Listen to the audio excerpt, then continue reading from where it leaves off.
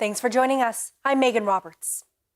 Stanton Territorial Hospital in Yellowknife has been struggling to keep its emergency room fully staffed this summer. That's according to doctors who work there. Some of them have been raising the alarm about staffing levels for months. Now there's a new concern about a proposed fix: virtual ER care.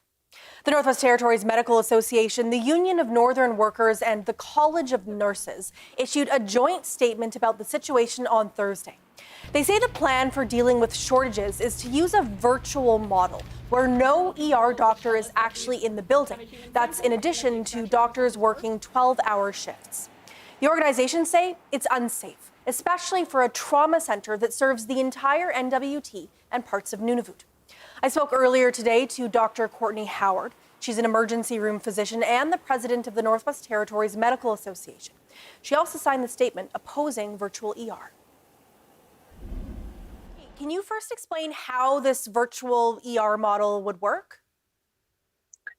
Well, there are many questions remaining about that. And what I actually really want to focus on is safe care in the emergency department. So we had discussions in the spring about whether or not we could keep the ER open, and there was the assurance that we would, and that contingency plans were being made. And as that thought experiment has played out, we see that really it's come down to asking physicians to work 2 12-hour shifts over the course of a 24-hour period. And that's just not safe. So as a physician group, we've said that 3 8-hour shifts is the minimum required for safe coverage. Generally speaking, there are 4 doctors working 8 hours each. So what's happening right now is that they're trying to basically fill the schedule on a day-by-day basis. And if they're not able to, the backup plan is this virtual potential plan where the frontline staff weren't shown the plans until a couple of days ago. It relies on an iPad and asking physicians to come into the hospital and essentially try to replace the hands-on emergency physician. So there's cascading effects through the consultants, through the rest of the workflow. And just the potential for accidents is massive. The nurses, as we saw during the statement that we all put out, are extremely worried they're going to be asked to do things that are outside of their scope of practice that could put their licenses in jeopardy. So as the North's only level 3 trauma center, we simply should not be entertaining this option. We need to start to offer the tools required to actually staff the emerge properly. I wonder if you can talk as well about potential risks to patient safety. That was something that statement you mentioned had pointed out. I think you've mentioned a few, but if you could just outline briefly what some of your biggest concerns are with regards to patient safety. So increased waiting times, physician fatigue, nursing fatigue is a real thing. After 8 hours in our emergency department, we don't get breaks. If you're on as an emerge doc, you probably see us eating at the desk. That's because we don't get a lunch break. You sort of steal off to go to the bathroom when you think you can. Imagine working for 8 hours in a high acuity environment without a break. We're making decisions that are consequential for people's lives. Now imagine doing that for 12 hours. So by the end of a busy 8-hour shift, we are simply not cognitively in a place where I would want me making decisions on my family members or anyone else's family members. From that point of view, even just working 12-hour shifts is dangerous. And now, so say you have the regular way we're doing things, and then you have a gap in physician staffing for 4 hours, which they say is going to be the maximum we would need to use the virtual doctor. So now you're asking an entire hospital to shift to a new way of doing things. We have protocols for things, and this would demand an entirely new protocol for 4 hours and then switching back. So even if you had a stable physician cohort and a stable nursing cohort, that would be dangerous. But meanwhile, we're working with locums all month. So locum physicians are going to come and be told how we usually do things, and then, oh, except for when the virtual doctor's in charge, and no, we don't know who that person is, or if they've ever been to the North, or if they understand the geographic or cultural context, except you're only going to do that for 4 hours, and then you're going to switch back. This is an accident waiting to happen. This is a medical legal disaster waiting to happen. This is a coroner's inquest waiting to happen, and a public inquiry waiting to happen. We need, I think, to respect ourselves enough to say the North deserves level 3 trauma center with 24/7 in-house emergency capability, and we are simply going to respond to the market that currently exists in Canada and offer a competitive salary so we can get people up here to staff the emerge and keep the North safe. Yeah, talk to me more about what actions you would like GNWT officials to take to meet these staffing levels that you're asking for. Sure. So you've probably seen the headlines from around Canada. Small emerges in the north of Ontario have had to close. That may be a place where a virtual model could work. If, it's a place that has few physicians and also not that many referral patterns that rely on it and not that many in-person visits. Maybe that's a place where a virtual emerge could work. Unfortunately, that's not where we work. What seems to be working the best is when they offer increasing rates for the shifts as they start to approach in the calendar and they haven't been covered. So it wouldn't demand that we increase our base pay, but what it would say is if the shift is 3 weeks away and it still hasn't been covered, we're going to offer this much more for the shift. If it's 2 weeks away and it hasn't been covered, we're going to offer this much more. If it's 1 week away and it hasn't been covered, we're going to offer this. And I think that's a good solution because it allows us to respond to the market for physicians right now in a way that we're not committing ourselves to increasing rates for the foreseeable future. It doesn't ask politicians to have to reapprove things all the time. We can just make a sort of ratcheting pay scale and have that be ready to go. And what we hope right now, because so many physicians are leaving the US, we're starting to see provinces starting to come up with strategies to be able to have them work in the Canadian system. So maybe we're at a low point. Maybe we're going to start to see increased physician workforce availability, in which case we've already got that plan. And as we see more physicians and the market conditions change, we can start to just not need to use that mechanism. So we need to look at the other places in Canada that are already doing that, take inspiration for them and implement that like yesterday. And we also need to reverse the changes we made last month with regards to the travel stipend. Unfortunately, it actually resulted in most doctors coming from east of Alberta overall losing money with the new contract as opposed to the last contract. So they're saying, you want us to come for the summer. You actually just made things worse for me. Why would I come there? And so we emergently need to reverse that travel change and look at these other ratcheting payment models. Okay. Dr. Howard, we'll leave it there. Thank you so much for your time today. I really appreciate it. Yeah, thank you. Sending energy to everybody who's holding on and keeping it together there. Right now, there's a tremendous amount of pressure on the managers and the frontline physicians, and we just need the politicians to know that we don't have the tools we need, and we need more tools. And we thank you for bringing those because we know that at the end of the day, what we want is a safe and healthy hospital that can take care of everyone. And we just heard from the Northwest Territories Health and Social Services Authority on this. They refused to provide an interview but gave a lengthy statement. It says, in part, that there are not changes being made to the service delivery model at Stanton's ER, and that they plan to have fully qualified staff 24/7.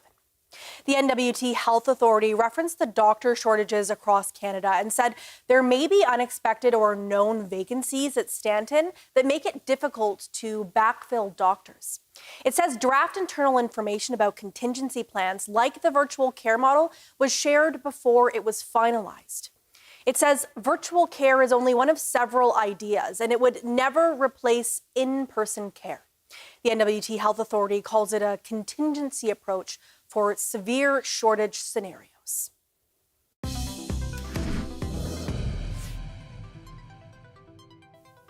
In the Yukon, RCMP are investigating a river rafting fatality. It happened over the weekend near Haines Junction. A group of guides out of Haines, Alaska were enjoying a day off when tragedy struck. Callie McTavish has the details. Marin Elizabeth Pitt was an experienced rafter. According to the Yukon Coroner's report, she had over 10 years raft guiding experience. At the time of her death, she was wearing a helmet and life jacket. Her boat flipped in the Tachinchini River, and she was in the water for several minutes before other raft guides were able to pull her out. They tried resuscitation, but it was unsuccessful. CBC spoke to another raft guiding company that works in the area, and they said that warm temperatures over the weekend caused flooding that created more challenging conditions. Callie McTavish, CBC News, Whitehorse. Closing submissions were heard in NWT Supreme Court today in the sentencing of Hannah Lafferty. Lafferty was found guilty of dangerous driving causing death after a 2022 collision in Yellowknife that left Jermaine Mantla dead.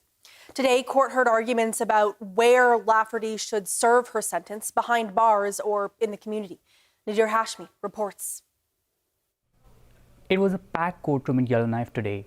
Many family members of both Hannah Lafferty and Jermaine Mantla were present.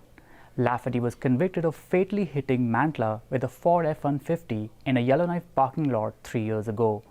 It was an emotional day for Mantla's family. His mother, Celine Mantla, told the court she is still grieving her son's death. She said Lafferty killed her last boy. She had already lost 2 other children. Celine Mantla described the trial itself as traumatizing, having to listen to details of how her son died. Mantla's aunt, Mary Speakman, showed the court photos of him in the hospital with injuries to his face. She said it was devastating for the family to see him like that every day during the 4 months he was in a coma. The Crown is asking for a sentence of 4 to 6 years in jail. It argued this was a preventable death, not just an unfortunate accident, so a jail sentence is necessary. Meanwhile, Lafferty's lawyer John Hale argued for an 18-month conditional sentence to be served in the community. He said this wasn't a typical case of dangerous driving like street racing, but a few moments of bad decision. At the end of the hearing, Lafferty apologized in court. She said she never intended to hurt Mantla and understand the pain she's caused, especially to his mother. Justice Elizabeth Hughes will deliver her sentencing decision on July 14th. Nadir Hashmi, CBC News, Yellowknife. We have a development now on a story we've been following since 2023. It's about an Ontario family falsely claiming Inuit identity to access money intended for beneficiaries under the Nunavut Agreement. That status has since been revoked, and jail time is being served for Indigenous identity fraud. One of the family members has finally gone public, but not to the CBC. The Toronto Star posted their story online earlier this month, and it's been generating a lot of reaction on social media. Juanita Taylor has more. Nadia Gill now goes by the name of Jordan Archer. Her and her twin sister received more than $150,000 intended for Inuit students. Their mother, Karima Manji, had fraudulently applied to get her daughter's Inuit status. In 2024, Nunavut RCMP investigated a complaint from Nunavut Tungavik Incorporated, the land claims organization that approved the applications, and charged all 3 with fraud over $5,000. The charges against Archer and her sister were dropped. Their mother took all the blame. This month, Archer spoke about the case publicly for the first time to the Toronto Star, after refusing to speak to the CBC earlier this spring. Archer told the Toronto Star the scandal destroyed her life. Archer said, "I am serving a life sentence for a crime I didn't commit. I was the victim." Archer added she had no choice but to abandon a law career. She also lost a contract to play pro soccer and is working part-time at a community arena. Archer said her mother handled all the finances and school applications, and that she believed her mother, Karima Manji, that her daughters belonged to an Iqaluit community. Archer said her mother's proof were the fraudulently obtained Inuit enrollment cards. Manji listed Kitty Noah, now deceased, as the twins' birth mother on the application for enrollment and said that she was their adopted mother. Kitty's son, Noah, says the story Archer gave to the Toronto Star lacked accountability for her part. I think it would acknowledge what was wrong, right? I mean, that's the one thing certainly lacking in that Toronto Star interview was any sort of apology. This post by an Indigenous activist in reaction to the article has been shared over 300 times on social media. Nunavut NDP MP Lori Idloud is also weighing in on this. She says she finds it quite unbelievable that Archer was somehow duped by her own mother. As much as I want to be compassionate towards her, she sounds like she's a smart young lady, and to hear the excuses that she gave about trusting her mother, it is quite difficult for me to believe her story. And if she genuinely cares about what impact she had on Inuit, I think she should do her research, learn more about Inuit, and give that genuine apology. In federal prison, Manji told the Toronto Star she's appalled by the hurt she's caused to Inuit communities and to her own children. Juanita Taylor, CBC News, Yellowknife. This astonishing world, with its infinite possibilities, calls to the world shapers, impact makers, visioneers. Together, let's unlock potential everywhere.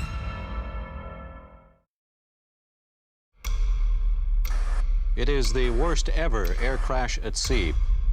This was Canada's 9/11. The warning signs were there, and the warning signs were missed. One threatened into silence, the other one murdered. Air India was the first act of terrorism of its kind in the world. Lost my wife, lost my daughter, lost everything.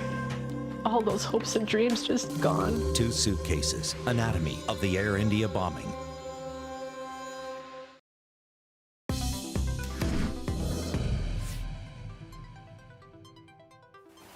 Fire crews raced to Latham Island. According to its owner, Sundog Trading Post, famous for its ice cream locally, will be closed indefinitely. He says he doesn't know what caused the fire, but says it started in the attic.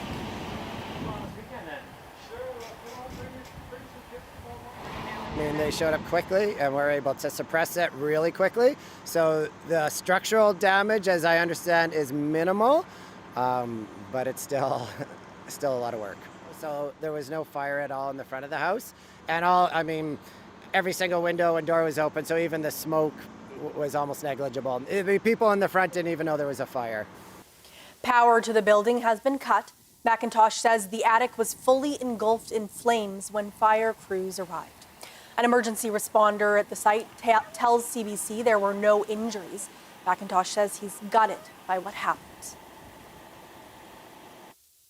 Federal employees say they're being wrongly billed thousands of dollars by the public service after living in Iqaluit, and they say they have few options to dispute the costs. Jocelyn Chappelle reports. In Iqaluit, federal employees typically stay in federal housing, arranged by their department and Public Services and Procurement Canada, PSPC. Employees say trouble began after they moved out. Multiple employees told CBC they received quotes for damage costs in the thousands that they say are unjustifiable. The costs? Thousands of dollars for cleaning, painting, and repairs. But employees say no major damages were flagged in their March out inspections. It happened to Rob Arsenault. He moved to Iqaluit to work for Environment and Climate Change Canada in 2021 and left in 2023. Today, he is still paying off a $10,000 bill from his employer and PSPC. He remembers the feeling when he first received it. My heart sunk, kind of took my breath away. It was that feeling of shock and also, how am I going to pay this and how did you come up with that number? Arsenault says he tried to dispute it by going to his employer, who then attempted to contact the Minister of PSPC. But Arsenault says he was left without an answer.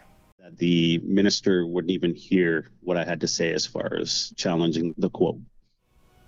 Rebecca Lewis moved to Iqaluit in December of 2021 to work as a federal prosecutor. She left in 2023, but received a bill of over $3,000 in cleaning charges 3 months ago, nearly a year and a half after she moved out.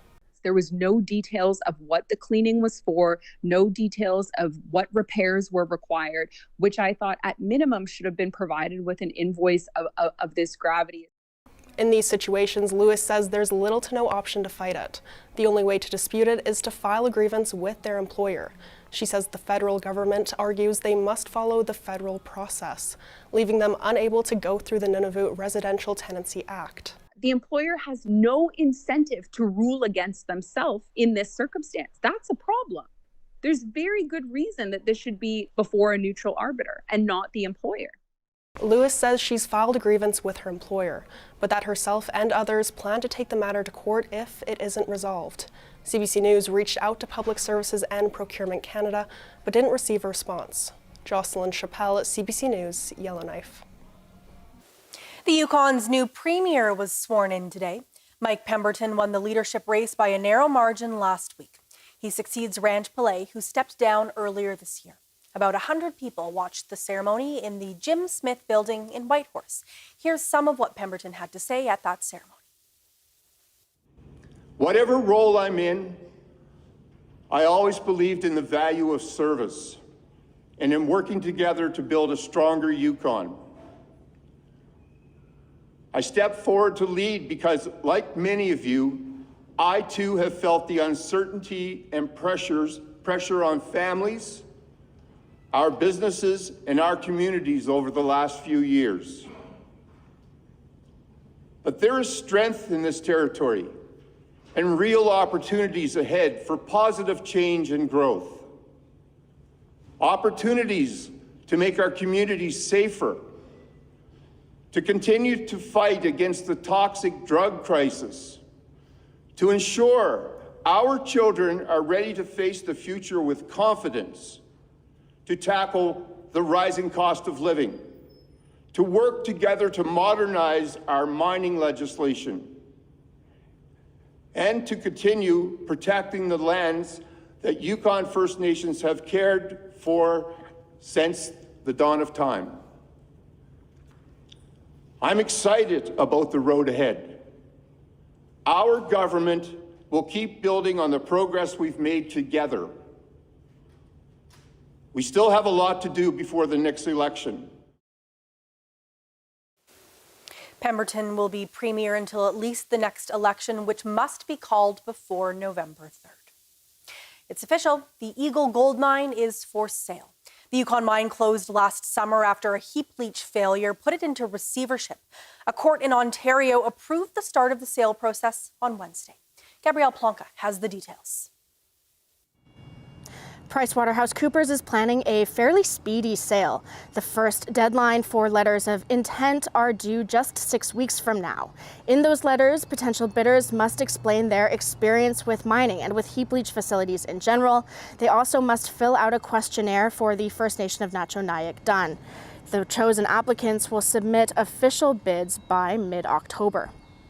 Receiver PricewaterhouseCoopers says this is the right time to sell the mine. It says it's making progress on cleanup, and next week an independent review is expected to explain what happened with the heap leach failure, and that will help potential bidders decide how to proceed. The First Nation of Nacho-Nayik-Dun is not opposing the sale, but it hasn't spoken in favor of reopening the mine either. On the other hand, the Yukon government issued a statement in favor of the sale yesterday. It said this is a chance for the government to recoup its losses. So far, the government has pledged a maximum of $220 million to the cleanup. There's also a number of secured creditors owed at least $173 million, and hundreds of other businesses with unsecured debt owed nearly $83 million more. If the receiver gets an acceptable offer, it will have to go back to the courts for final approval. The receiver wants to close the deal by the end of December. Gabrielle Plonka, CBC News, Whitehorse. Education authorities in the Decho region of the NWT say they're happy the government will be investigating how they operate. Last week, the NWT Education Minister announced sweeping reviews looking at the Decho Divisional Education Council and the District Education Authorities, or DEAs, which are local elected bodies. The NWT government says the investigations are in response to parents' and educators' concerns. Luke Carroll has that story. The NWT Education Minister has launched several investigations into education organizations in the Decho. Now, those organizations say they welcome the scrutiny. The Decho Divisional Education Council and DEAs will be investigated on multiple fronts. First, a financial review, which is already happening. On top of that, the Finance Department will be looking into the organization's human resources and personnel matters. And an independent investigator will look into governance and operational practices. Donna Miller-Fry is the superintendent of the Decho Divisional Education Council. She wrote an email that she welcomes investigation and will do whatever she can to support that work. Miller-Fry says that the council's priority is children and young people and ensuring they are learning and thriving in schools. Derek Squirrel is the vice chair of the local DEA. He says his organization welcomes the investigation and wishes one had been launched sooner. Luke Carroll, CBC News, Yellowknife. Researchers are using artificial intelligence to help keep caribou safe. It's part of a study on the animals' migration patterns. An AI program can now predict the migration of dolphin and union caribou. It does that by combining caribou tracking data and satellite imagery of sea ice. The herd migrates on sea ice between mainland Nunavut and Victoria Island. The researchers hope the technology can prevent ships or ice-breaking vessels from interrupting the migration path, which can put the animals' lives in danger.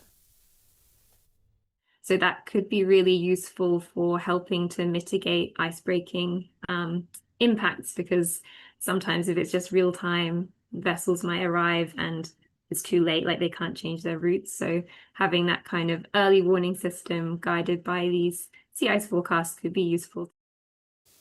The study involved the government of Nunavut, the British Antarctic Survey, the Alan Turing Institute, and the World Wildlife Fund. In the Yukon, a series of campfire talks will take place over the summer at the Conrad Historic Site. The site is 14 kilometers south of Carcross, adjacent to the Conrad campground. The Conrad Working Group and Carcross Tagish First Nation are putting on the talks. They'll share traditional language and stories.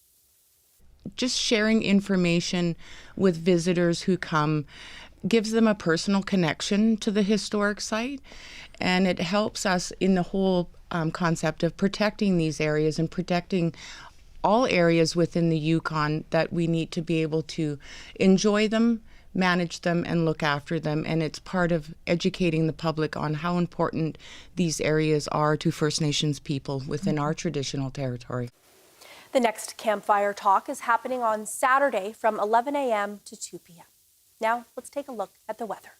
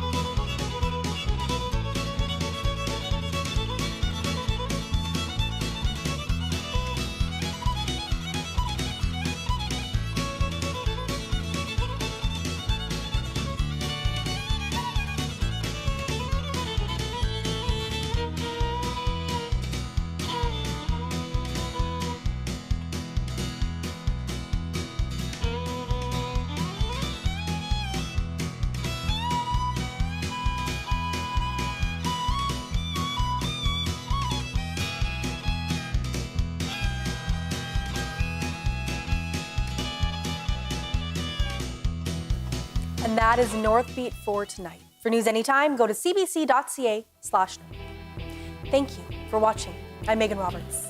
Have a good night.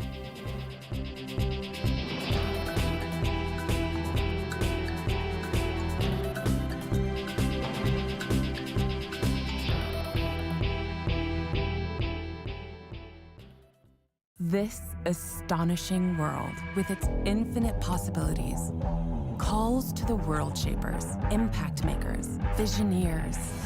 Together, let's unlock potential everywhere.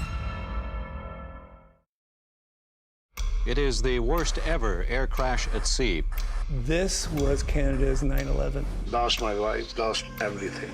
All those hopes and dreams gone. 2 suitcases, anatomy of the Air India bombing.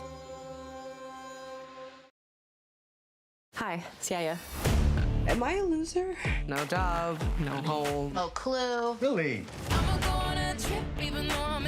I need a fresh start. No. Hire me. I want to make our community a better place. Sup, kids? Are you a drug dealer?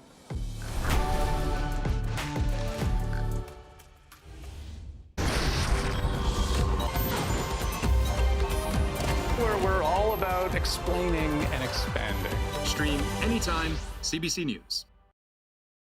From Prince George, British Columbia, Delta Dawn, no question the favorite.